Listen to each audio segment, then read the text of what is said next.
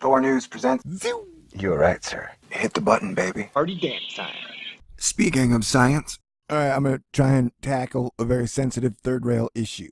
We're talking about space agencies and gender sensitivity, words, definitions, meanings, and semantics. And the two people we'll be playing with today are Phil the Blue Beetle, Plait, or Blue Pill Phil, and the wonderful Emily Lakdwalla. Apparently now, one of the big new pushes is for proper language. Finding new language for space missions that fly without humans. Okay, so this is ridiculous already. So we have to find new language that does not offend human beings for our non-human space exploration. I don't know if you've been keeping up, but all space exploration now is done by robots. We haven't had we haven't had crewed space exploration since 1972, which is like 43 years, man. You know, like, for whatever reason, they're just like, yeah, screw humans, man. We're just going to do everything robots because having humans do stuff would be inspiring. Unmanned, robotic, unpiloted, uncrewed, unoccupied, unhuman, drone, autonomous, crewless. Somebody asked shoeless Joe Jackson what he thinks. Historically, human spaceflight was described using the words manned and unmanned, but NASA has shifted to using gender-neutral words to describe human space exploration. Since 2006, the NASA History Program Office Style Guide has stated all references referring to the space program should be non-gender specific, e.g., ergo, human, piloted, unpiloted, robotic. The exception to the rule is when referring to the Manned Spacecraft Center, the predecessor to the Johnson Space Center in Houston, or any other official program name or title that included manned, e.g., ergo, Associate Administrator for Manned Spaceflight. And I always thought the manned came from manos, like the hands of man, like the hands of mankind, you know? I actually didn't think it meant gender. I thought it meant like Hands of Manos, that bad movie that was on MST3K. Why is this important? The words that we use to describe human endeavors matter, and professional organizations are working now to shape a future that is more inclusive of people who are not male or white in their totally human excluding space exploration program. Did I get that right? So that while all of humanity is being excluded from space exploration, we want to make sure that everybody is included in the exclusion. Oh my God, this is so 2015. And hey man, I totally support it. Like, call it crap, whatever you want to call it. You know, offend the least amount of people. But the fact that everybody isn't offended that we have a space program who can't put a human being into its own international space station is weird and offensive. We have a space program that built a $500 billion hotel in space, the International Space Station, and they can't even get underwear and toothpaste to those people, man. They gotta hire the Russians. And you guys are over here like, should we call it crude? Should we call it uncrewed? Should we call it screwed? Should we call it unscrewed? Well, let's just call it FUBAR. Let's just call it Snafu Bar, man. Our Snafu Bar space exploration program. That works for me. Situation normal. All fudged up beyond all reasonable, fudged up beyond all recognition.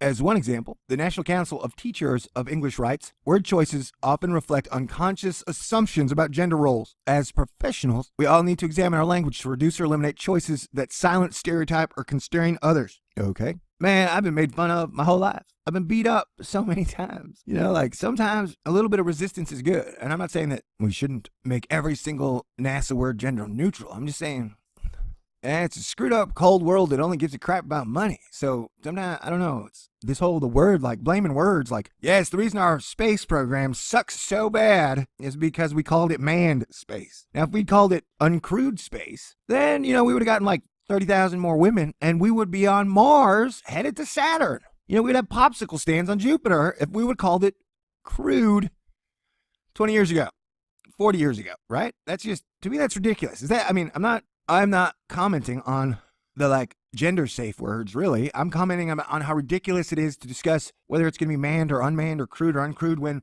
humans aren't involved in human space exploration, when there's no human space exploration anymore. That should be the discussion, man. And I don't know if I'm going to get through these articles because it's just ridiculous that all these science and space and exploration writers aren't like, you know what, man, our space program is just so weird. You know, why are they in love with a robot? Like, haven't they ever seen or heard science fiction? All right, let's try Dr. Phil freaking Plait, man. A lesson in crude language. That was a good pun. That was a good pun, Phil. That was a good pun. A lesson in crude language by Phil Plait. In many ways, NASA is slow to change. Yeah, I'll agree with that one. Not surprising, it's a government agency.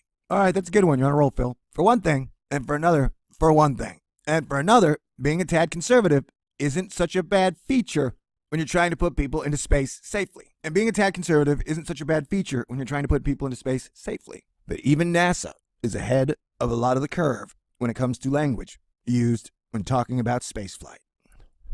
The terms manned and unmanned have fallen out of favor with the space agency. Well, I could have told you that. The term manned or crewed fell out of favor 42 years ago, man. And it doesn't look like they're coming back anytime soon. Like that whole, yeah, we're going to Mars in 20 years. Shut up, we're going to Mars in 20 years. Dude, just shut up. Don't ask me more questions. We're going to Mars in 20 years. Your children's children are going to think it's cool. All references referring to the space programs should be non-gender specific. The only exceptions are for names of buildings and programs. These are, pardon the expression, grandfathered in.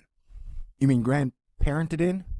You know what I'm saying? Like, come on, let's stick with the program. I think this is great. Apostrophe. Words matter. Yeah, let's see how much sparkle, glitter, and polish we can put on this turd of a non-human space program, right? You know what I'm saying? And the thing is, I'm just pro-humans in space. I'm pro going to the moon. I'm pro going to Venus. I'm pro going to Mars. I'm pro going to Ceres. But, like, let's send people out there, bro, with video cameras that take, like, 60 frames a second. It's like a cliffhanger. Sweet.